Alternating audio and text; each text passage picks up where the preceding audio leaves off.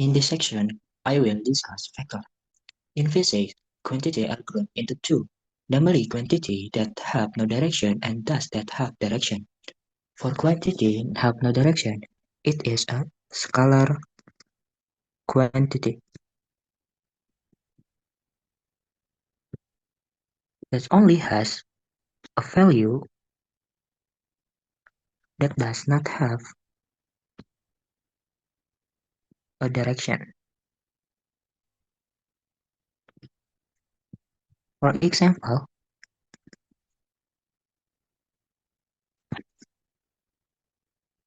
mass, time, speed, and others. While vector quantity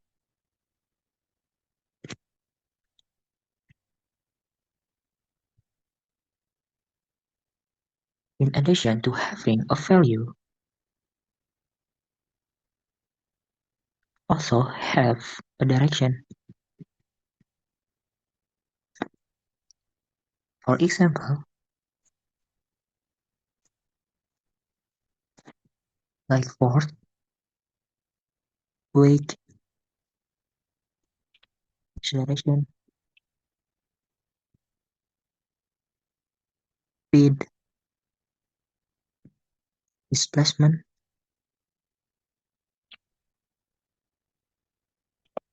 and other. So that exactly is a vector. We can imagine it is an arrow.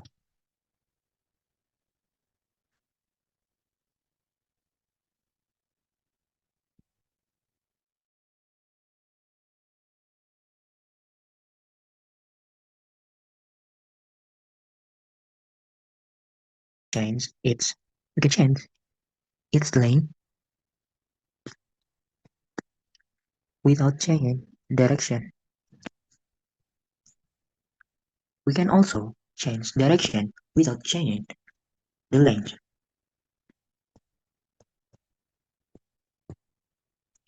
And this part of the vector we call tail, and this part of the vector we call head.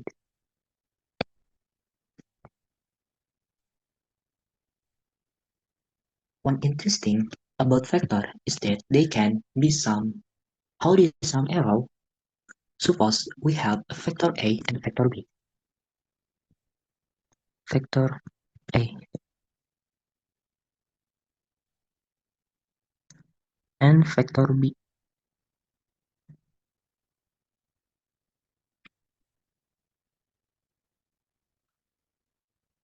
Find the head of A to the tail of B, then connect the tail of B to the head vector A.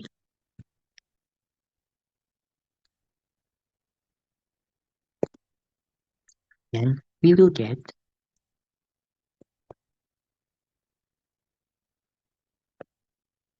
then we will get vector A plus vector B.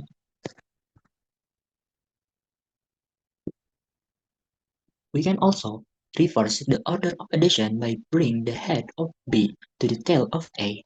Then we get vector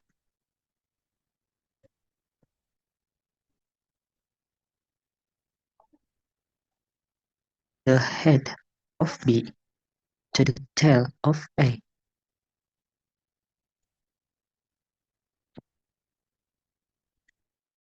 Then we get vector vector B plus vector A plus vector A. If we notice vector A plus vector B with vector B plus vector A is exactly the same both in direction and length, so we can conclude the vector addition also fulfills.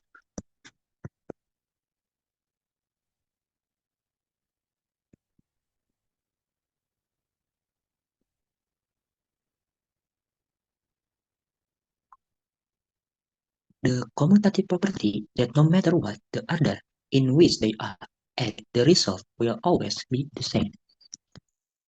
The commutative property vector A plus vector B equal to vector B plus vector A.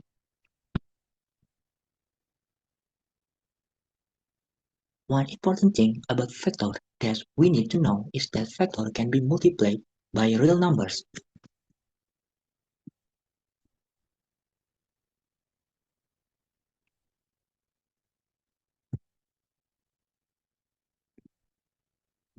Multiplying a vector by 2 means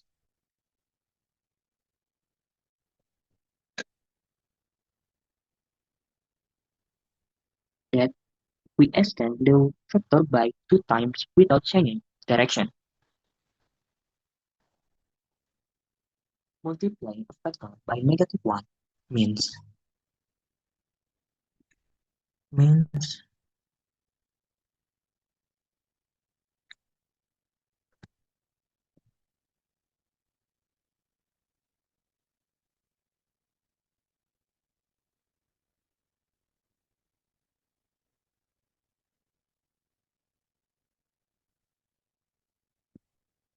that we reverse the direction of the vector without changing the length. In general, if we multiply the vector with -3,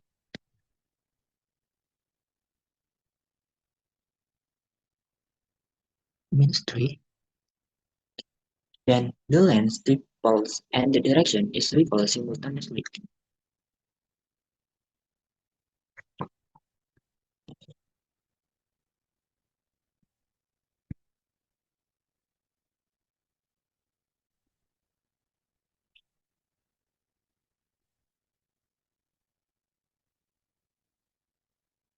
We will find out how big the vectors are. Let's say we have vector r to the right,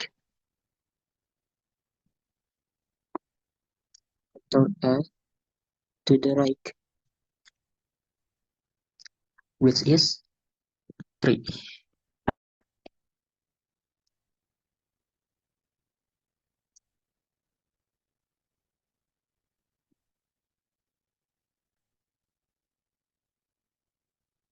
And vector b upward, which is 4.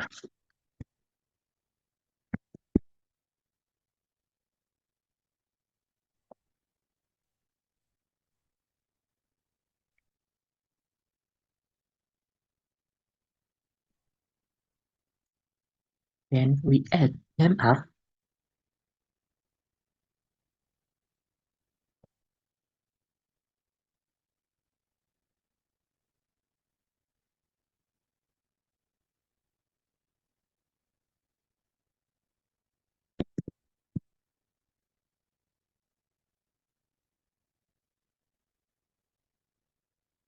Vector a plus vector b.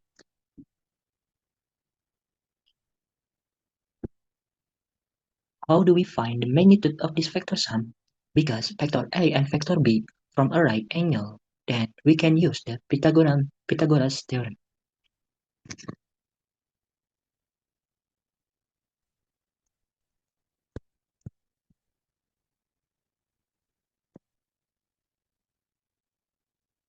Then we will get length of the vector a plus vector b is 5. From here, we can also get the direction of the vector from the information of its vector size, so that we can find tan theta.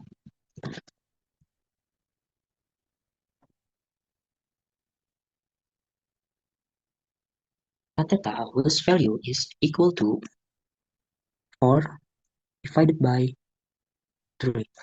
Then we get the value of theta is 53 degrees. Then what if the two vectors we are adding are not perpendicular?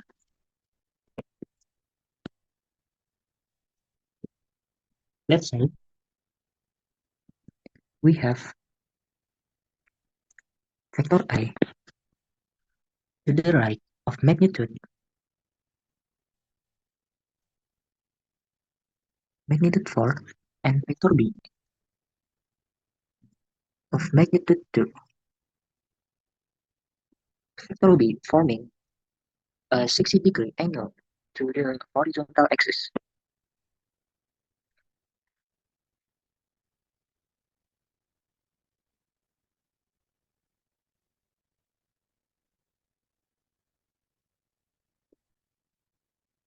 Then as then as factor A plus factor 2 factor B. We first extend the factor B by 2 times.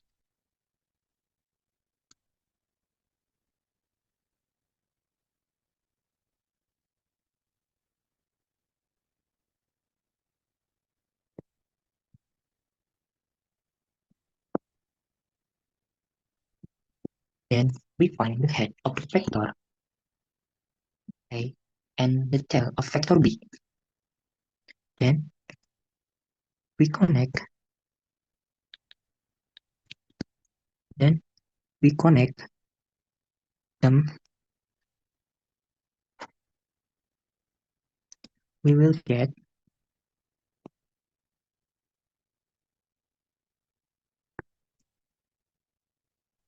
factor A plus 2 factor B.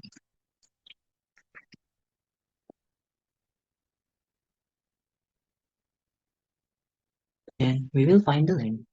Notice we know length A and length 2B, 2 factor B, and the angle formed by them is 120 degrees. Then we use we use cos rule.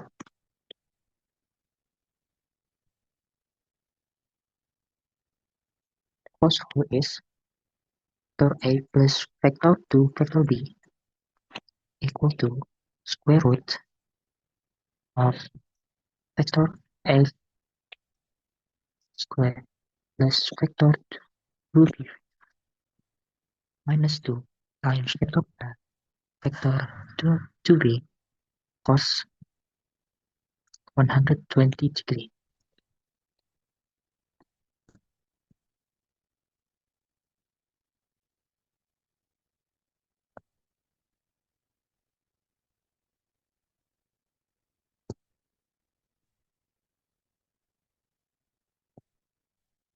Cos 120 degree.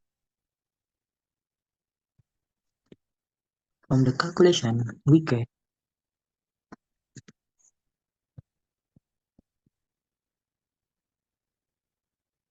or times square root of 3. The last discussion is about force vectors. Force is a vector quantity, so it has value and direction.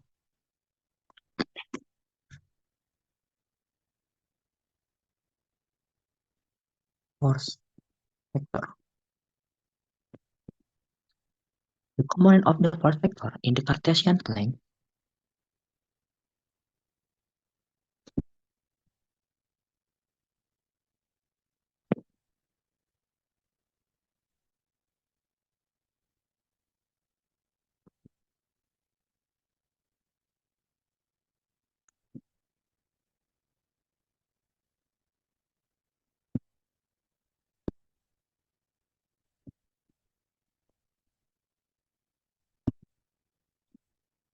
can be decomposed into Fx equal to F cos theta, Fy equal to F sin theta, where the theta is the angle between the force vector and the x-axis. For writing force vector, like F equal to Fx I plus Fy j, where I and j unit vector and the x and y axis. The conclusion of today's lesson is that scalar quantity only have value while the vector quantity have value and direction. Vector addition can be done commutative and use Kersten's formula to calculate the resultant. Force vector can be decomposed into x component and y components, and can be written with unit vector I and j. Because the matter is finished, I will give you a quiz to test your understandings. So, prepare the paper and this is the question. Hello everyone, my name is Muhammad Noval Sinatria. Let's talk about speed. The first one, what is speed? Speed is a fundamental concept in physics that describes how fast an object moves. It tells us the rate at which distance is covered over time, regardless of the direction movement, unlike velocity. And speed is a scalar quantity, meaning it only has magnitude and not direction. That's a explanation about speed. And let's get to the formula for speed. Formula for speed is the general formula for calculating speed is v equal s per t, where v equals speed in meter per second and s equals distance traveled in meters. T equals time taken in second. That's formula for calculation speed. Let's to the example one. In first example, a student walks 115 meters in 30 seconds. What is their speed? The solution v equals s per t equals 115 meters per 30 second equals 5 meter per second. This means the student was moving at a speed of 5 meters per second. For the example 2, a car travels 90 kilometers in 2 hours. What is the speed in kilometer per hour and meter per second? Solution speed equals 19 kilometer per 2 hours equals 15 kilometer per hour. And per meter, to convert to meter per second, 5 meter per hour, but 5 kilometer per hour divided by 3.6 equal 12.5 meter per second. That's example for speed.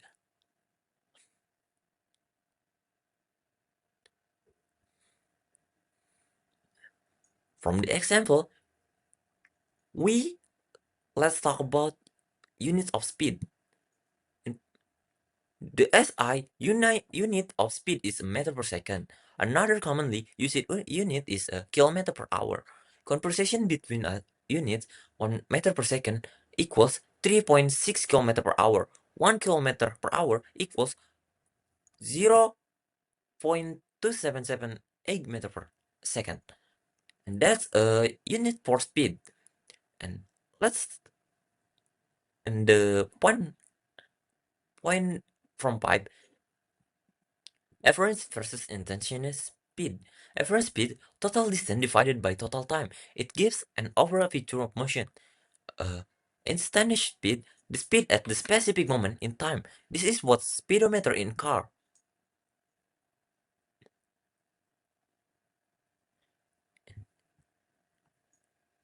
After that, speed versus velocity.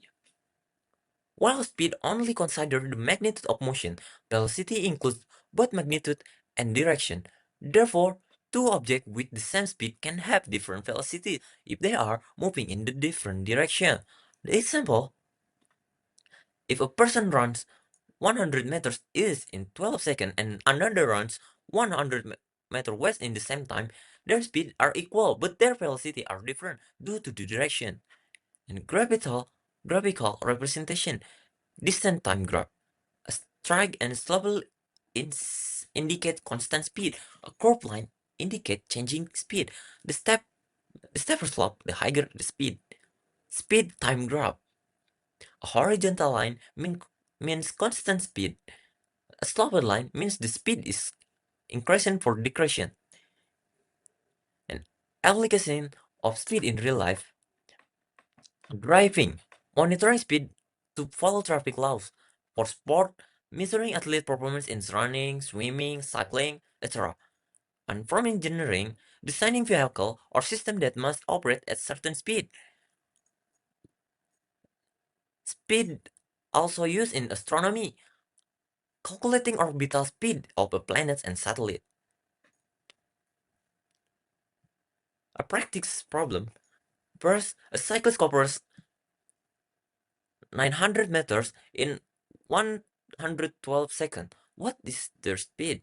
And two, convert a speed of 17 kilometer per hour to meter per second.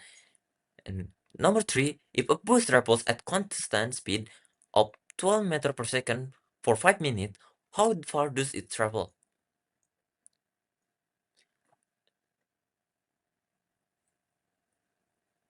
And conclusion, understanding speed is essential in many areas of science and daily life. It helps us describe motion accurately and lays the groundwork for more advanced physics topics like velocity, acceleration, and dynamics. That's enough for everyone. And Waalaikumsalam warahmatullahi wabarakatuh. Hello everyone, welcome back to our physics class. Today we are going to continue exploring the world of kinematics specifically.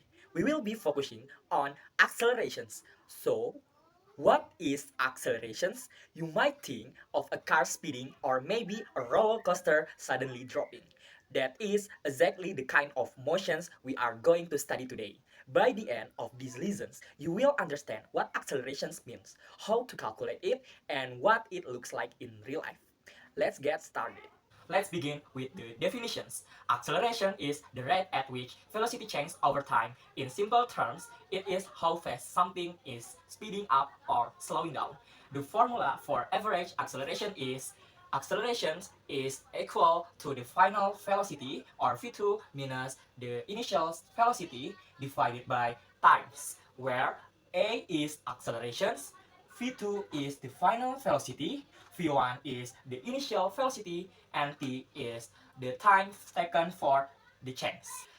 Let's look at an example. Imagine a bicycle increases its speed from 2 meters per second to 10 meters per second in 4 seconds. What is it is accelerations? The final velocity is 10 meters per second, the initial velocity 2 meters per second, and times for the change 4 seconds. Using the formula A, v2 minus v1 divided t. A, 10 minus 2 divided 4. A is 2 meters per second squared. So the bicycle acceleration is 2 meters per second squared. Now, keep in mind accelerations doesn't just mean speeding up. If the velocity decreases, that is also accelerations, but in the negative directions. We call that decelerations or negative accelerations. Also, in kinematics, we often deal with uniform accelerations where the rate of accelerations remains constant. This allows us to use special kinematics equations such as number 1, the final velocity equals the initial velocity plus accelerations times time. Number 2, displacement equals the initial velocity times time plus 1/2 times accelerations times time squared. Number 3, the final velocity squared equals the initial velocity squared plus 2 times accelerations times displacement. Okay, now it is quiz time. Try these problems. Number 1, a runner increases their speed from 4 meters per second to 10 meters per second in 3 seconds. What is the accelerations? Number 2, a car slows down from 20 meters per second to rest in 5 seconds. What is the accelerations? Don't forget to do it. And thank you for joining today's season. Keep practicing and remember motions is everywhere. And physics help you understand is it better. See you next time. So the next material is uniform linear motion, or we already know is GLB. Uniform linear motion is type of motion where an object moves in a straight line with a constant speed. This means the object covers equal distance in equal interval of time no matter how small the intervals are. GLB have three characters. First, constant speed. The object does not speed up or slow down. Second, straight line path. The motion is occurs in one direction only. Third, zero acceleration. There is no change in the speed, so acceleration is zero. The basic equation for uniform motion is distance in meters equals constant speed in meter per second times in seconds. For the example as follows, a car moves at a constant speed of 20 meters per second. How far will it travel in 3 minutes? Solution. First, we will convert time from 3 minutes to second. So, 3 times 60 equals 180 seconds. Next, we put it into the formula. The formula is distance equals constant speed in meter per second times time in the second equals in our question we already know what the constant speed is 20 meter per second times 180 second.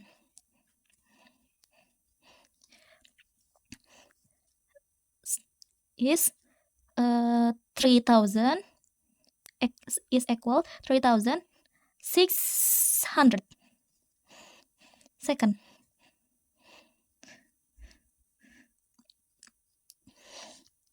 So the cart travels 3600 meters in 3 minutes.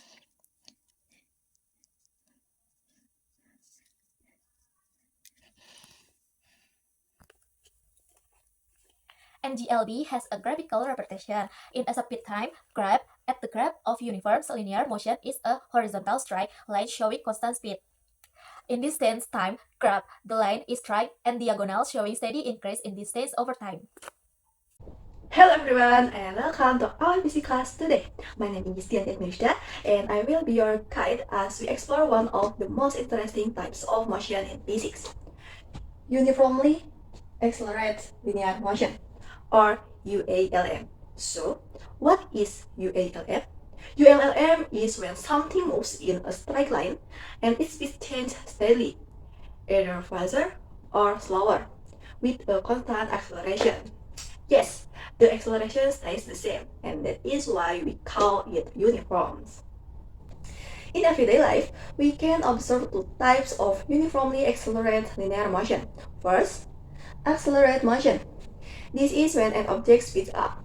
For example, a car starting to move after the red light turns green. At first, it's slow, but then it goes faster and faster. That is positive acceleration. If we solve this on a velocity time graph, it will look like a straight line going up. And on a displacement time graph, the curve goes upward and gets steeper because the object moves further every second. Second, deceleration motion. This is when something slows down. Think about a cyclist coming to a stop. At first they are fast, but gradually they are slowed down. This is called negative acceleration or deceleration. On a velocity time graph, this appears as a straight line going down, and on a displacement time graph, the curve lies but flatten out because the object is moving less and less each second. Now that you understand the types of UALM, let's talk about the three most important formulas. These are the tools we use to solve problems related to speed, distance, and time. First formula, W equals W naught plus A times T. This formula helps you find how fast an object is moving after a certain amount of time. Second formula, S equals W naught times T plus 1/2 A times T squared. This one is used to find how fast something travels. Third formula, W squared equals W naught squared plus 2 times A times S.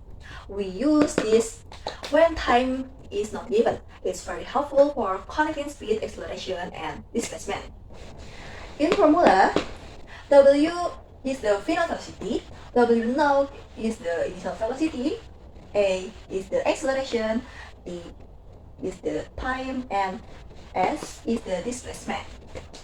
Alright, now that we have our formulas ready, let's try a simple example. Here's the problem. A car starts from rest. It accelerates at 3 meters per second squared for 5 seconds. Let's find first the final velocity and second the displacement the car travels. Next, let's break it down clearly. What is known? Initial velocity equals 0 meter per second. Accelerate equals 3 meter per second squared. And time equals 5 seconds. What is up? First, final velocity and second, displacement. How to solve it? Step 1. Final velocity. Find final velocity using the first formula. First formula, final velocity equals initial velocity plus accelerate times time. Substitution in the formula, final velocity equals 0 plus 3 times 5. Final velocity equals 15 meters per second. Step 2, displacement. Find displacement using the second formula. The second formula, displacement equals initial velocity times time plus 1/2 accelerate times time squared. Substitution in formula, displacement equals 0 times 5 plus 1/2 3 times 5 squared. Displacement equals 37.5 meter. 37.5 meter. So, in just 5 seconds, the car speeds up to 15 meters per second and covers a distance of 37.5 meter. That is the power of constant acceleration. Before we finish, let's try a short quiz. Here the question. A cyclist is moving at 4 meters per second and accelerates at 2 meters per second squared for 6 seconds. Can you figure out first what is the final velocity and second how far did the cyclist travel? Take your time. You can pause the video and write your answer in the comments if you like. We will check it all together in the next session. Alright, that's it for today's lesson. Thanks a lot for learning with me. Once again, I am Dian Agnusia and I hope this topic felt a bit easier after this explanation. Keep practicing, stay serious, and see you next time!